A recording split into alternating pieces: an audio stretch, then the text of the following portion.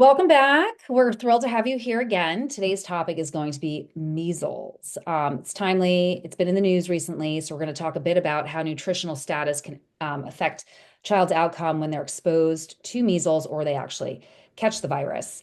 I'm Therese Nadler, registered dietitian. I'm here with Judy Converse, also registered dietitian, and we are here to talk about measles and just a more functional, integrative, and holistic approach to how your child can truly and should truly be in a healthier place than what is considered standard today in America.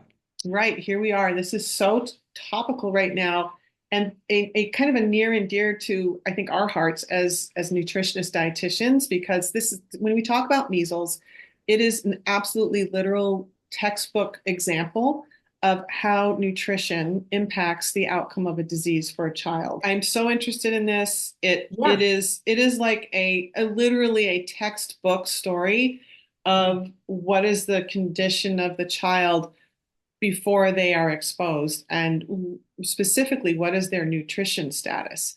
And Right. this conversation is 100% absent from pediatrics in general, as you and I know, and that's kind of why we're doing this podcast. And with measles, yes, I agree with you. The big emphasis is always on the kids that are not vaccinated. This is the problem, blah, blah, blah. But what people, I think, and this is what, the podcast was saying is like it really depends on your immunity level.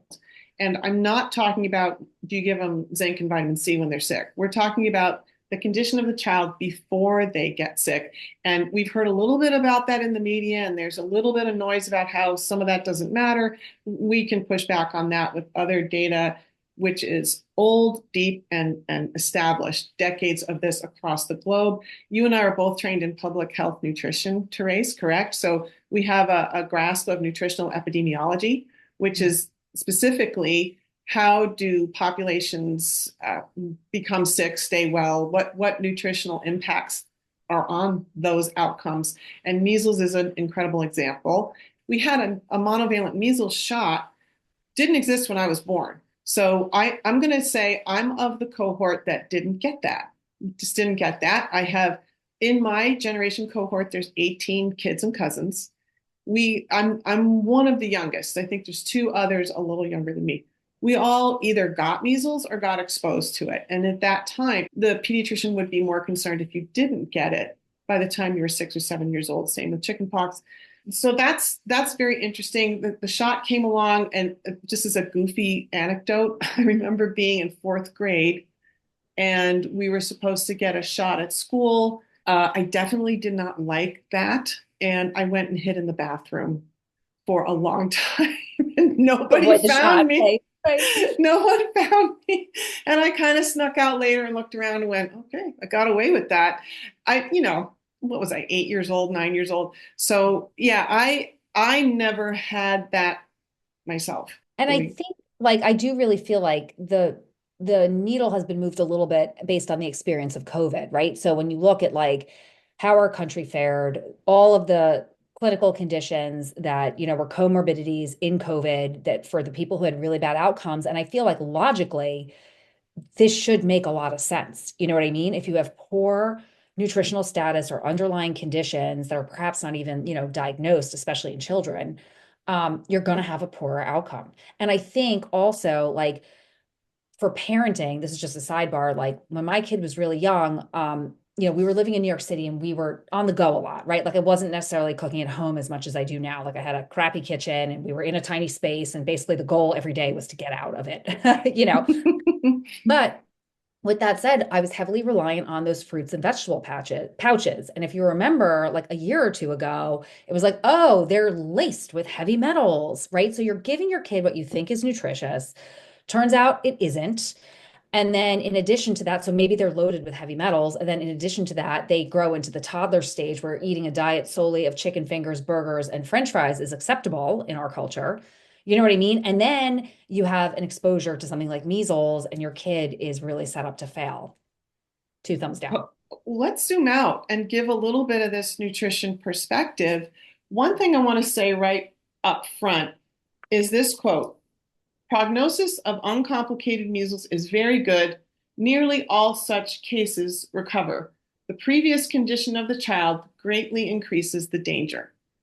So I pulled that quote today. Do you want to take a stab at when that might have been said or where Ooh, that might come it's from? kind of got an old like Old English timey. style. Yeah, language. So I'm guessing 50s or 60s. Okay, it is from this book. Okay. Okay, Disease of children. this book was published in 1912. Oh, wow. Oh my And there goodness. is a huge section. I love this book just for a history timepiece, but it's fat It's a big and the one. print is tiny. So it's a very info packed book. There is a large section on measles, including some plates with images to show you what the virus looks like. And I, Yeah. I think this is what is gone from pediatrics today is what do you do with a sick child? And with measles, you can get pretty sick. So if Yeah. you want to know about the actual course of a measles infection, dig up a book like this. Or, if anyone's interested, we can share the chapter on measles somehow. But Yeah. it's very Bring it. specific, very explicit what happens, what to expect. And we definitely have lost that in pediatrics. We all kind of expect to never be sick. And I think we're Right. afraid of being sick. And I So, think, yeah, the biggest thing is that, if your child, like today, most children are, they're overfed, undernourished because they're ooh, eating the wrong things in large quantities. But the bottom line is that measles can turn from mild and something super recoverable into something else, that is potentially. exactly. And so that is where the nutrition piece That's comes in, and it's so true. And about the sadly, status. Yeah, I'm sorry, I was just going to say, sadly, you're so right. And we've had a couple deaths reported from the current outbreak, which yeah, is very sad and very preventable, really. But we'll get into this as well. Is it preventable because of the vaccine? I'm going to tell you why when we get to it. I think the answer to that is no. But we can get to that. Let's jump on what you just said about the condition of the child and nutrition and what they're eating. Just yesterday came across a comment that, okay, this is not an issue in the US. In the US, we don't have malnutrition in children. mm. What would you say to that? And I would disagree, but let's go. Same, same. I mean, on the surface, right, when you have a child that's of a healthy weight and perhaps meeting the growth chart standards, as many do following this sort of sad standard American diet that we have. With that said, that is certainly not going to set any child up to be able to defend against illness. Critical nutrient deficiencies, because you're not, even if the products you're eating are fortified lightly, as most of them are, because the truth is that fortification is expensive. As from a food manufacturer's point of view, adding in lots of vitamins costs more money. So they do, as a general rule of thumb, the bare minimum that's required of them. And that's also something to keep in mind when you're shopping. If you're shopping at a market and you buy like the house brands and it's significantly cheaper than the name brand, flip over that nutritional panel and look to see, is there any fortification in something like the cereal that you're about to purchase? Oftentimes, the house brand is cheaper because there is zero fortification in it. So that's just a sidebar note. But I do think, critically missing, particularly when it comes to measles, and I'm sure we'll touch on this, are like things like vitamin A, zinc, iron status is important, protein status is important, and we'll dive into all of this, but your child needs to be eating a well-rounded diet in order to be able to have a robust immune system to be able to manage infections that come in.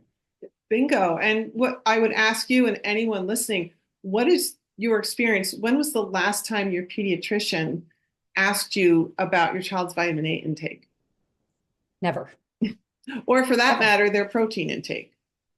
Right. You know what? I imagine that my child is on the bigger side. We have tall genes in my family, so we're mostly at the top of that growth chart. But I have to imagine they would maybe ask about protein if your child was in that like 5 to 10 percentile range, on the smaller side. Mhm. But other than that, if your child is anywhere from like the normal range to the bigger size, they are really never talking about nutrition with you because they're just assuming, hey, they're hitting the growth charts or they're off the charts, and they're fine. Yeah, and in my practice, as folks know, I had a pediatric nutrition practice for 25 years. I spoke with families from every state, other countries, and I overwhelmingly can assure you that no, pediatricians are not paying attention to nutrition per se. They do like that dot on the growth chart. They don't interpret it. Frankly, they might look at a dot on any given single day. They don't look at the trend. It's rare that they do. One thing I'll touch on right off the bat. that growth pattern is so important. So there's a lot of data on this. Even a mild or a low, I'm sorry, a mild or a moderate growth impairment will drop the child's capability in an infection. What is mild, what is moderate, what is severe for malnutrition? So when you hear our media here in the US saying, oh, the US doesn't have malnutrition, we might have a very small percent of kids in severe malnutrition. And there's very explicit criteria for what is each of that categories. Severe would refer to being, I believe it's less than 75% or less than your ideal body weight. Does your pediatrician know what your child's ideal body weight is? No. They No. don't So do that. There's rubrics for this, and it does take more time. And that's the job of a dietitian nutritionist usually. In fact, your pediatrician probably isn't even putting the dot on the growth chart. It's probably an assistant or or the someone nurse. else coming in, weighing and measuring your kid. So this information isn't engaged. Anyone can read up on the cycle of malnutrition and infection. It's a downward spiral. So, like you said earlier, we have children in this country who are overfed and undernourished. We have a lot of obesity, which is a big risk factor. If you look at a bell curve and you look at the two ends of it for weight, for age, let's say, on the very low end, you'll have children below the fifth percentile weight for age. They're very vulnerable, of course, Mhm. for infection. Their immune systems just cannot respond. They don't have the metal in them to actually mount a good response. They might not even mount a good enough fever. They will have more complications. On the other hand, of the other tail on that curve with obese kids, they have the same problem. Yeah. So it's not great either way. No one is engaging this information relative to infection and relative to susceptibility to infection. What we do have, in my experience in pediatric nutrition practice, was a lot of mild and even some moderate malnutrition. And again, those are very specific cutoffs for what qualifies as mild, moderate, and severe. You Yeah. will have immune compromise. So the same child exposed to measles, vaccinated or not, or the same child vaccinated with an MMR might have very different responses based just on a growth pattern that is compromised. And that can occur. I absolutely consistently experience this across my 25 years. Growth impairments are not noticed by pediatricians unless the child lapses all the way to the fifth percentile. It's extreme to be picked up It on. has to Yeah, be extreme. And when exactly. a child is starting to lapse, what you will see is first their weight for age will slow down. They'll be more slowly gaining weight. Mhm. And again, there's more specific criteria around lapses in weight gain relative to a child's age. So if a child age 1 gains no weight for 6 months, that is a big red flag, Yeah, right? sure. For Yeah. example, or if a child who is 7 gains no weight for a year and a half, that's a huge red flag. And I can't tell you how many times I captured these children and we had to redirect it. They were getting sick frequently, et cetera. If a child is starting to not grow taller very fast anymore, they lose their velocity, if you will, but let's say they've been on the 60th percentile for height, and then it starts to slow down and they're lapsing into the 40th percentile. That's a growth impairment. That can describe malabsorption, low protein diet. There's a bunch of things. That's going to hit a kid harder who gets measles, even if their weight for age looks okay or whatever. But see, none of this is interpreted in a 7-minute visit. Right, right. And that's a function of the healthcare system and the health insurers dictating how a pediatrician can basically run their business. Right, Which exactly. They is have very little problematic. time. Right. And if Right. they, Yeah, I yeah, think this has led to people, the dissatisfaction with the current standard of care in the, traditional medical system has led a lot of people to explore functional, integrative, complementary, and alternative approaches for this reason, because people do not feel seen or heard, or even that it's of value, right? It takes time for you to go to that appointment, take time out of your day, out of your child's day, go to that appointment, typically wait because often people don't run on time, especially in the larger practices that are a little bit right, more factory like. Then right, you go get rushed through, you spend, a tiny amount of time with the pediatrician. I'd say that visit is typically split between nurse and pediatrician or nurse practitioner. And then, you're kind of basically sent on your way most of the time. So yeah, I totally agree. And I think the other thing that's interesting is just a lot of measles death. deaths are not necessarily coming from the disease itself, but they're really coming from the body's inability to fight off the complications that Right. are caused by the disease. So whether it's pneumonia, diarrhea, dehydration, things like that. Yeah. And even in this book that I was mentioning earlier, there's whole paragraphs on each of those complications. We were well aware of that over a century ago. Yeah. And the strategy there, what's interesting, what's different from a century ago, what's old is new, maybe. Here's how you nurse a child through that illness. Here's how you prevent the complications. Yeah. Here's what you do. Where is that knowledge now? And how is Well, that being applied? yeah, I mean, I think what's old is new is actually very relevant because if you think about it, it's happening in a lot of facets of society, right? Like we had organic produce, which was not organic foods, right? They were natural foods, right? Then we got into the whole era where everything was processed, junk, chemicals. And then you had the rise of sort of organics again coming out of that in the late 70s, early 80s, and now it's much more mainstream. So I think in a lot of ways, we are, it's all cyclical and it's trending back towards what was common 100 years ago. Like sitting with your doctor, the rise of this idea of concierge doctors today, right? That's a concept, that was popular many decades ago that went out of fashion because, again, you have health insurers who get involved and say you have a max of 15 minutes with a patient, and therefore that medical model doesn't work in today's world. But you have, these doctors who are now commanding very large fees, and they will travel to you and they will spend 2 hours with you once a year, giving you a full rundown. So I do think the dissatisfaction of how the conventional medical system runs today is breeding a return to what was probably much more standard many Right, decades. right. It will be interesting to see which way this all goes. I just want to share a quick anecdote. My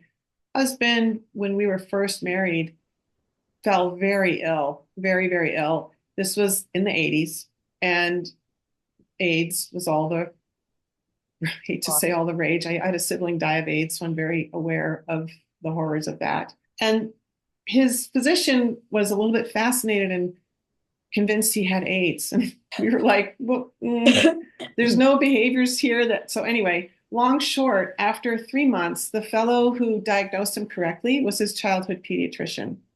And this was a guy who went to your house as a kid, knew his whole family, and he was retired. But because we were living near the town my husband grew up in, he went to see him and he said, oh, he took a look at him and said, you have cat scratch fever.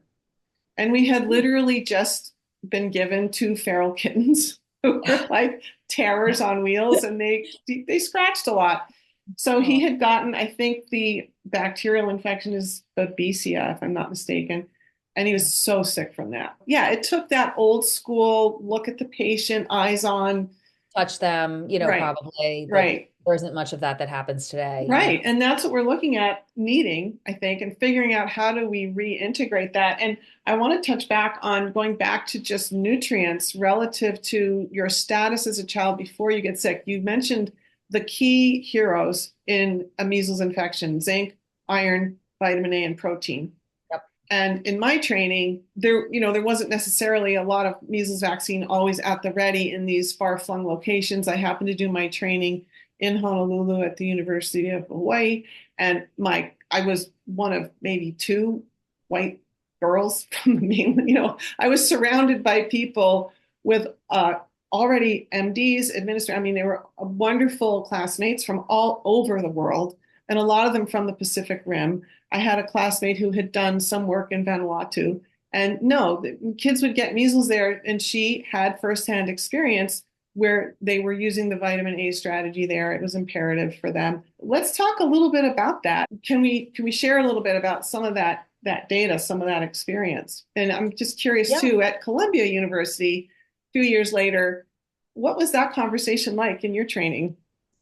I can tell you pediatrics, from what I recall, because this is now going back on 11, 12 years ago, we probably did a little bit on peds, but it was mostly around growth charts. And there was certainly nothing that I recall that was specific to like, hey, when your child gets this, these are the things that you should look for. And I also think just from what I understand, and I'd love to hear your point of view on this, but like if a child is deficient in vitamin A, they're up to 50 times more likely to die of measles. Right. Is This was very much in my training in the nutritional epidemiology context and what parts of the world were children succumbing because of that one piece. And then, of course, as they get sicker, they have a protein losing enteropathy. They have diarrhea. They're losing the protein they need to fight back. And it does become a downward spiral for those very vulnerable children. So it's almost as though the virus, once exposed, if it finds it's your body's weakness, it will capitalize on that, and the Right. complications can ensue. And it burns through, the virus will typically burn through the nutrient stores quickly. So it's a Exactly. And vitamin function, A, right. right, of like you need to be in good nutritional status going in as best you can, keeping that nutritional status up, which can be a very big challenge when kids are very ill. They don't want to eat or drink, certainly less nutritious options become more, appealing. But then as soon as the recovery begins, assuming it does, getting that nutritional status back up is going to be very important as well. Right. So, Repairing clear. any lost weight is Yep. really important, and repairing those reserves. So micronutrients like vitamin A, you and I know, of course, we can store that. We can store it in some of our in our fatty tissue. We have like reserves, if you will. And when a virus like measles comes calling, it's going to deplete those reserves. That is true. Yeah. No one, I don't think there's any standard of care around checking a child's serum retinol, which is how you would measure vitamin A at the time of a measles infection. Let's just go over though the Yep. food sources for vitamin A, just so people can understand, when your child is sick or if you're trying to, get their immune system robust heading into like, let's say, it's the fall and you're heading into the winter season, right? And you want to be prepared for any of the flu, RSV, things that may come up. But vitamin A is, egg yolks, carrots, sweet potatoes, squashes, many of our orange foods, some dark leafy greens, mangoes. These are the most, I think, common Right. sources that are Yeah, and the palatable. egg yolks you'll see if you're willing or able to spring for pastured Yeah. eggs, which are very expensive, or even organic eggs, you'll notice the yolk is bright orange versus a cheaper egg is going to be pale yellow. That Yeah. color is coming from that vitamin A status or what the chicken's eating. So Yeah. those, And I if you think can afford it, those things matter. And I think the most important part there is the pasture fed, because even organic, they could be feeding them organic soy and corn, which will produce, again, that is a grain-based diet. It will produce that pale yellow yolk. If you can get the pasture raised, where they're feeding the native diet of the grasses, it will be a bright orange color, which is actually Right. a lot more common. Like when we travel, you see it commonly in other countries. Right. Um, I know I've heard of and vending machines in like Ireland where you can buy a carton of eggs in a vending machine. Or milk in a vending machine. Yeah, so that's we're so used to kind of dumbed down food in the US. yeah, yeah, it's And not vibrant, right? there's been this tension around, oh, it's elitist to eat better food. And I hope not, because it's better, it's better for you. Yeah. Another thing I might add to that list is cod liver oil, which I know can be touch and go for people, but you can which will have vitamin A in it. Now that's going to be different. This confused a lot of my clients. Different from just fish oil. It has to Right. be oil from the liver of the fish. That's where we store a lot of vitamin A. In fact, liver is another food you can eat to have It is. vitamin I did A. mention liver because I mean, most of the time, it's funny. When I was a kid, my grandma used to feed me chopped chicken liver all the time. I did not put Really? together. Yeah. Oh, she Did loved you eat pasta. it? I ate it. I thought it was delicious. I finally, at some point, put it together. Like, what am I eating? But she always, that was like her appetizer. She always had the pate out with some cheese and crackers, Is before. that okay? I gotta ask. So one thing we were fed a lot as kids was liverwurst. No, Is no. that different? I mean, I Well, I loved don't it. know. I mean, I guess isn't liverwurst more like a sausage It was style like a or big, a package too? smooth thing that you slice. It wasn't like a sausage that you cooked like we think of sausage. Today? Anyway, Yeah. I haven't seen that in 1,000 years, and I used to love it. I used to love it. So that's a good one. Another one is if you use butter, and again, you can get like grass-fed or Yep. pastured butter, good vitamin A source. And same thing, it'll look more bright yellow. So these are foods that Yeah. just have in the mix all the time, have them all the time. When we were traveling in Iceland 2 years ago, at the hotel we were at, they had the cod liver out for you to take a tablespoon or two of, just as part Really? of the buffet. Yes, just. that was Iceland's jam. They were very into Okay. that cod liver oil. Yeah, they Everybody need that was vitamin D and the vitamin A up there, right. It probably. was available just as part of like the breakfast regimen, which was, as a dietitian, I appreciated that. I'm sure other people who are unaware of its benefit are probably like, "What is What's this?" You know? this? Well, I recall my dad, who was born in 1926, that his mom, my grandma, forced him take, she gave him cod liver oil. And Yeah. you can probably imagine in upstate New York, you didn't eat a lot of fish. You weren't near much Right. fish. Right. And he, as I became in whatever I'm doing in this niche in nutrition dietetics, and I would use cod liver oil, he couldn't touch it. He had Was like such a visceral memory. I don't think, it wasn't like what we get now where it's, got lemon or it's they've nice. managed to make it more Yeah, palatable. I'm sure it Yeah. was like pretty awful tasting stuff, but she fed that to her kids, and that was part of the deal. I want to mention one caveat with vitamin A: you can have too much of it, that it can Correct. become toxic. So I Correct. don't want to encourage parents to just take gobs and gobs of cod liver oil every day. I think it's difficult to get too much of it from your diet. Agree. Although Yeah. I will It's say another still, anecdote.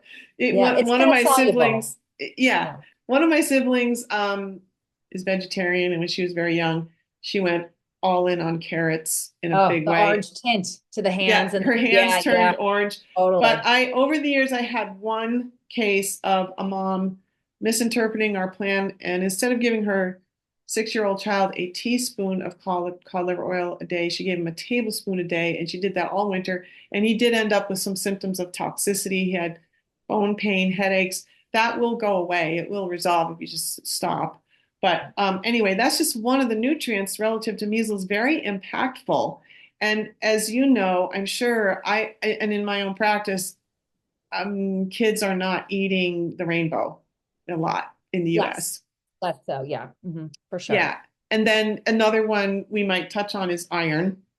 Yeah, And iron's again, critical, I think. kind of a not true story that we don't have malnutrition in the US. Iron, as I'm sure you know, has long been a key nutrient globally for children. Anemia is an issue. In the US, it is an issue.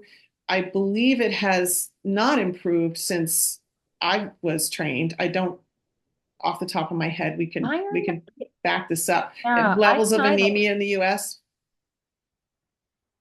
I don't know. I do know, obviously, if your child doesn't love meat, and the thing is, like when they're not consuming animal proteins and they're growing rapidly as children are, you're at a higher risk of iron deficiency. So I will say, if you do notice that your child tends to like eat less animal foods, particularly when it comes to meats, that's something to make sure that your pediatrician is aware of, because then they can test for iron status, and that is important. Right. This was another experience in my practice over the years. I captured many, many kids with anemia. They had not been screened by their pediatricians. I think a standard of care is, at a certain point, maybe around age 1, you get a heel stick. They're Right. looking at hemoglobin. Hemoglobin is not iron. Mhm. Hemoglobin, of course, being the protein that carries oxygen for us, and you need iron to make it. But and we may have talked about this before, if you look at a lab report for a hemoglobin level, the reference range is super small. It's maybe a spread of 2 or 3 points, if I'm not mistaken. So, meaning the body will absolutely waste iron out of any place else before it lets go of iron for hemoglobin, because you need that to oxygenate all your tissue, including the brain, of course.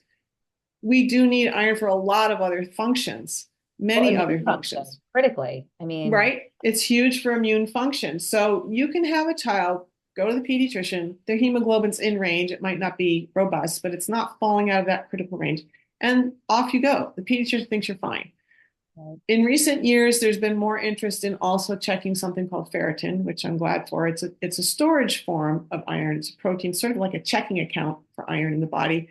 And there are other parameters that can measure how much iron do you really have? Are you ready for measles, if you will? right. And of course, iron being both toxic and potentially poisonous and critical, you can't just dose it up and take supplements. You need to know exactly where your child is at. So I want to mention clinical signs of something called pre-anemia for kids. Before that, hemoglobin drops and then you're anemic. And it would be things like shiners under the eyes. They have restless legs. They don't sleep well. They're all over the bed in the morning. One of the questions I often would ask parents is, okay, when you go see your child in the morning and they're in bed, are they like upside down and inside out and the covers everywhere? Or are they like in Right. the same position? Right. Yes, I know And that. If you've ever slept with a young child, there's a lot of kicking and arm movements and craziness that goes on in the middle of yeah, the and if night, they're typically. going to sleep more soundly if their iron status is robust.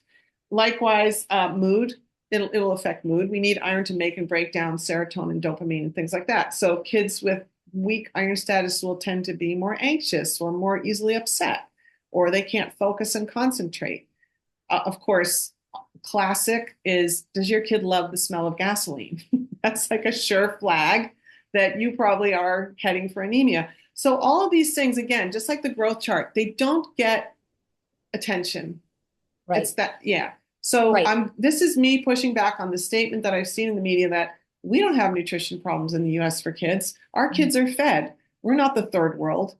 Oh, but Mm. we are in many ways. Right.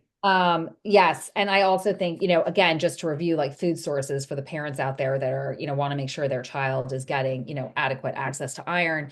It's, a lot of protein. So your red meats, your chickens, lentils are also a rich source, spinach, fortified cereals. So like I was talking about earlier, look for those. If you're going to get cereal, you want one that has some fortification in it. It's a great and easy way to get extra nutrients into your kid, especially if their diet is maybe only meh, not great. I think smoothies are a great way to sneak in something like spinach for younger kids. It's certainly a more palatable way to get them to try some of those greens, and you sneak it in there with enough fruits and they'll take it. But I think, again, providing that rainbow of foods, a variety of choices is going to be important, and the exposure early is going to help lay the groundwork for better eating habits Yeah, it has over to happen young. all the way. It's not like you're going to throw all this at your kid when they get sick because they won't want it. It'll be too late. So yeah, this is again why getting away from that processed white diet is really important. And if your kid just can't, and I know we're going to do picky eating podcasts Right. and stuff. Yes, you need to talk about supplementing. You just do. You can't they can't get away with it. They're going to get sick more often and they're going to have more behavior problems if you don't. Yeah, And they so won't iron, recover as quickly. That's right. the other piece. Your kid will hop from thing to thing to thing, Yep. and never fully recover before the next thing comes on. And then you're missing school, and then you run into problems, where, it can be too much school's missed. And also their ability to learn and keep up with the information that's being thrown at them gets very challenging. Right. It sure does. And I love it in practice when I get to work with families and they're amazed that they get through winter and nobody got sick. Or maybe Yeah. there was one thing and it was no big. Right. As opposed to like the rundown. And I will say, like, when your kid first starts going in a group setting, like let's say they're in a threes program or a pre-K program, they're going to get sick a lot because they're really being exposed, many of those kids, for the first time, on a regular basis. And also they're, oftentimes expected to be potty trained themselves, right? So you don't have someone there necessarily handling that part of it for them. They have to learn to like good hand hygiene, washing, things like that. So your child is going to get sick often. Right. There's going to be a few speed bumps there. Yeah, Yeah, they weather that. They should weather it, bounce back. A good sign of an immune system developing is spiking a good hot fever. I right. was just Let's talk about watching, fever. Yes, because a right, lot of parents don't realize that, right? So let's talk about fever, what it is, what it's doing in the body, and why you don't necessarily want to throw like Tylenol at it as soon as it spikes. exactly. A fever, I've seen some specifics on what temperature fever kills viruses and at what rate. So it's something like once you get above 102, it's going to kill viruses at 200. It's going to slow down their replication by a factor of 200 and something. So it's Right. And very that's the reason your effective, body spikes the fever, is it's very trying to effective. manage the virus. Right. And I heard also another great piece of advice was to look at the child. It's not so much the number of the fever, like, oh, it's 102, it's 104. More important is looking at your child. Are they able to look at you, engage, talk, relatively alert? With it. Yeah. Or are they lethargic, unresponsive? That's much more concerning, and you need to be in touch with your doc. But if they're weathering it and they're talking and they're Functional. not incapacitated. Okay. And it's learning that discernment, I think, would be great for parents.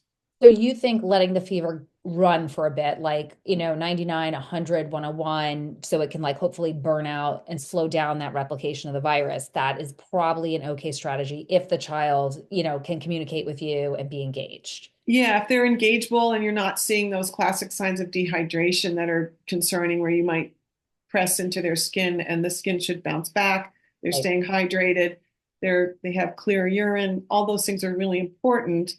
The moment you see lethargy, confusion, unresponsive, of course, you need to be in touch with your doctor. You might need to get some IV fluids in your child. So, yeah, always important to be in touch on that. But to rush in right away with the fever reducers is going to make it hard for the body to fight. And as we all probably have heard, maybe you've heard acetaminophen in particular, or there is data linking it to outcomes on the autism spectrum when giving acetaminophen post-vaccination.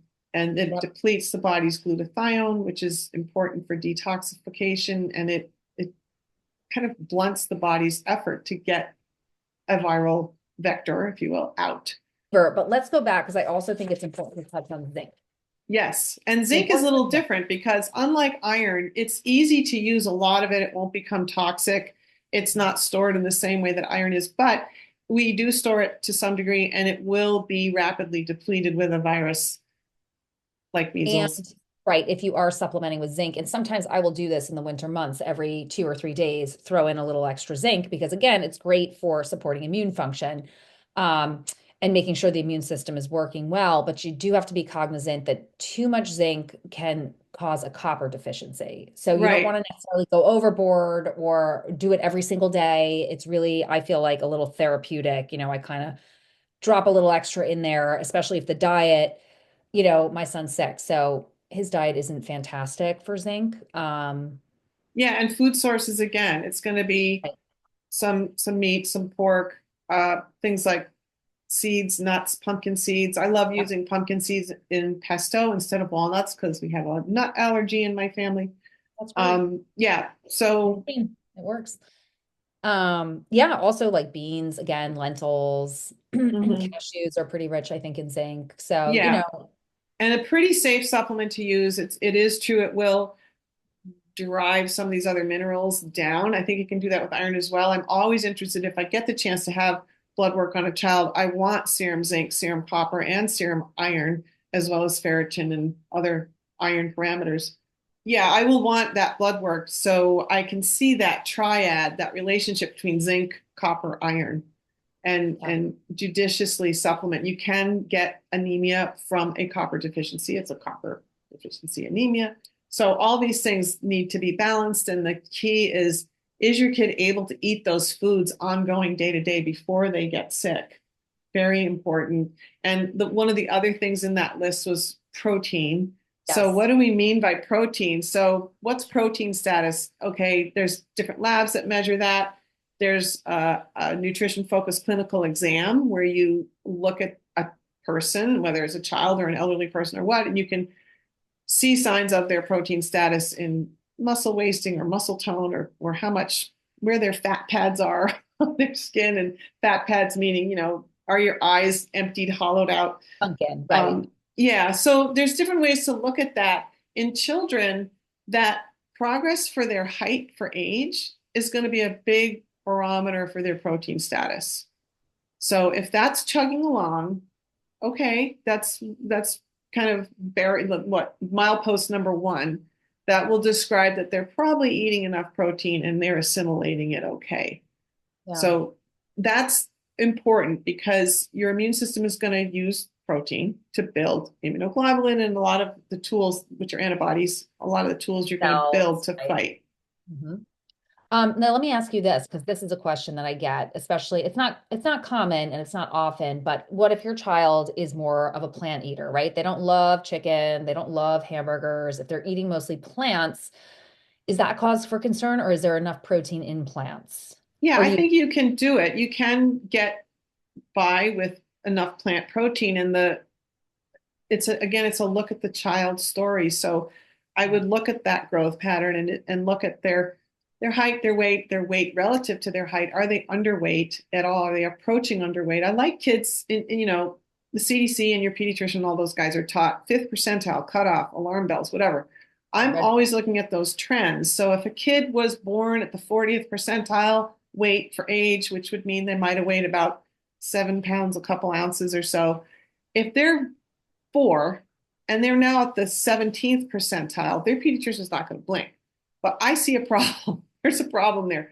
That's a big drop. Anything more than a drop of 15 percentile points off your child's trajectory is an impairment. Clinically, that's an impairment. So that would warrant attention. And can you get enough protein from plant foods? I think the answer is yes. And the question is, are they absorbed and digested well? Are there sensitivities? Is it, look at the child, how are they functioning? How are they growing? How are they sleeping? Also, if they're eating dairy, that'll help too, Yeah, that's a protein source as well. So yeah, Okay, great. I think that can work fine. But all of those things together, it's I think our list is vitamin A, zinc, iron, protein, and Yep. their growth pattern. How are kids really doing who are getting measles? And all we're hearing about in the media is kind of like, measles. Well, what's the backstory on that? What are all their growth patterns like? We don't get to hear that. We don't even get to hear which ones are vaccinated, which ones weren't. And before we close on this topic, I really want to touch on that part of the story. So, first of all, here's another quote. This is from the World Health Organization. Measles has risen about 30% globally in recent years. And the World Health Organization, their quote is, reasons for this rise are complex and not all due to vaccine hesitancy. So I think that in a nutshell confirms what we're talking about here today. There's other factors, and that was very much part of my training as well. What are those other factors? Where are the parts of the world where those factors matter? Guess what? Right. They don't just matter in Vanuatu. They matter Right, here right. It's too. spread. Right. I mean, we're all connected today, Right. They the matter here travel. too. We have kids who are not well nourished. In my practice, I was much more often dealing with kids with growth impairments and underweight than overweight kids. So there's Yeah. plenty of those kids out there who are going to be vulnerable.